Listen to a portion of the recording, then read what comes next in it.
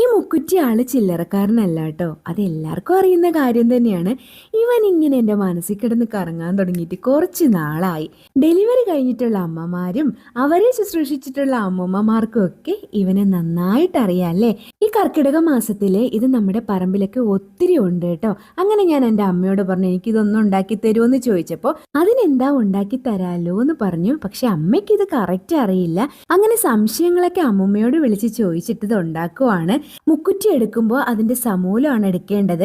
Full നന്നായിട്ട് കഴുകിയതിന് ശേഷം അമ്മിയിൽ വെച്ച് അരയ്ക്കണം. നന്നായിട്ട് അരച്ചെടുത്ത മുക്കുറ്റിയിലേക്ക് തേങ്ങയുടെ രണ്ടാം പാലും നമുക്ക് എത്രയാണോ മധുരം അതിനാവശ്യമുള്ള കരിപ്പട്ടിയും കൂടെ കാച്ചി ഒഴിക്കണം. അതൊന്ന് തിളച്ച് കുറുകി വരുന്ന സമയത്ത് തേങ്ങയുടെ ആദ്യത്തെ പാലൊഴിച്ച് നമുക്ക് ആവശ്യമുള്ള രീതിയിൽ കുറുക്കിയെടുക്കാം. കുറുക്ക് റെഡിയായി കഴിഞ്ഞപ്പോൾ തന്നെ ഞാനൊരു ചെറിയ പാത്രത്തിൽ തണുക്കാനായിട്ട് എടുത്ത് വെച്ചിട്ടുണ്ടായിരുന്നു. തണുത്ത് കഴിഞ്ഞപ്പോൾ അത് ഫുള്ള് ഞാൻ കഴിച്ചു. നമ്മുടെ ഇന്നത്തെ വീഡിയോ ഇത്രയേ ഉള്ളൂ. ടാറ്റാ.